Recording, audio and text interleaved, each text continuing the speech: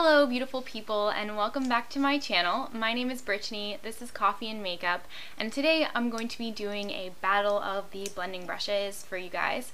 So I bought 4 blending brushes on eBay recently, and they are dupes of the ever popular MAC blending brushes, which are categorized numerically. So I bought 2 versions of the MAC 222 brush, which has actually been discontinued by MAC, and this is a medium size blending brush, and it apparently works very well for crease work where you don't want to lose definition but you still want to blend. And then I also bought 2 versions of the MAC 224 brush, which is a larger, fluffier blending brush that is supposedly extremely soft.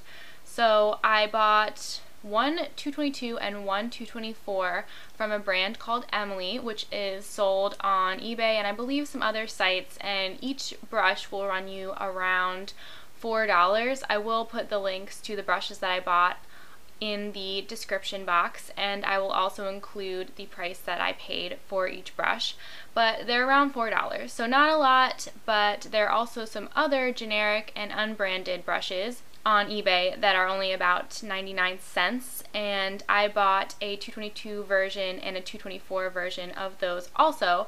So the battle comes in between the 2 versions of each brush. So here are all the brushes. These are the 222 dupes, and here are the 224 dupes. And I'm going to tell you at the end of this video which are the best value for the price, and if you should spend a few extra dollars on the Emily brushes, or if you're just as well paying only 99 cents for a brush, which would be amazing, but we will see. So the first thing that I'm going to do is show you these brushes up close so we can compare the shape, softness, that sort of thing, and then I'm going to compare how they actually blend. So let me show you the 222 brushes first. Here are the 222 blending brush dupes. The one on the right is from Emily, and the one on the left is the generic unbranded brush. So as you can see, these are incredibly similar. The brushes are exactly the same shape and size. Even the handles and the ferrules are the same basic thing, and as far as softness goes, I feel that they are pretty much the exact same softness also. Here are the 224 dupes with the Emily brush again on the right hand side and the generic brush on the left. As you can see, there's a bigger difference with these brushes.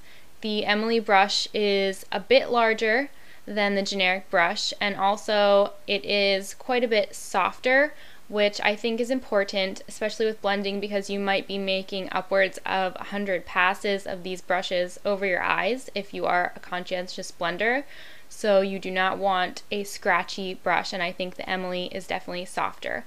Also, with the bigger size, it would be better suited to someone who likes a natural blend or someone who has a lot of eye area to work with.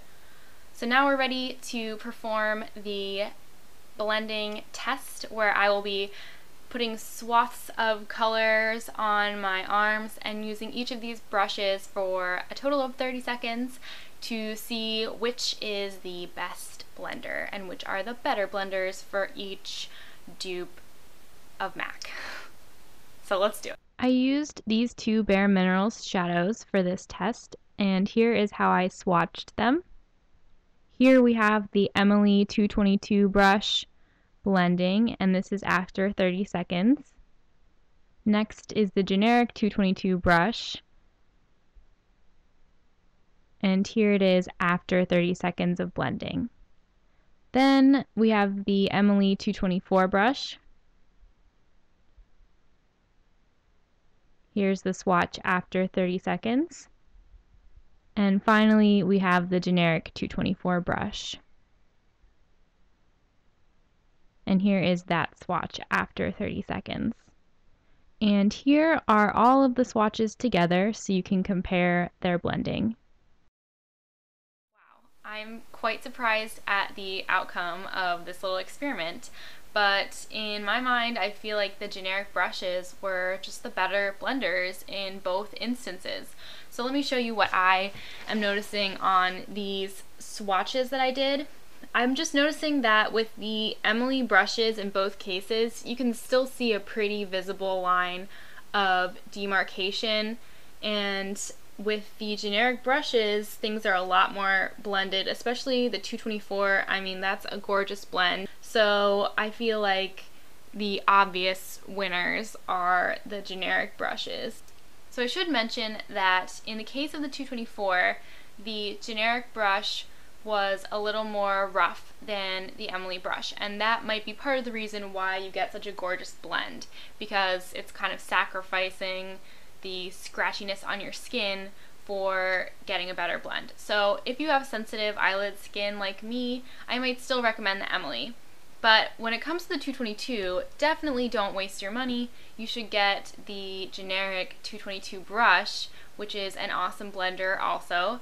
And yeah, I think it's cool to just see like that the most expensive things aren't always the better things, and you should always try things out. So I totally recommend getting any of these brushes, but especially the generic eBay ones, because they work amazingly. Thank you so much for taking the time to watch my video. I hope it was informative and worth your time, and now we both know about this awesome bargain. So thanks again, and I hope to see you guys all in my next video.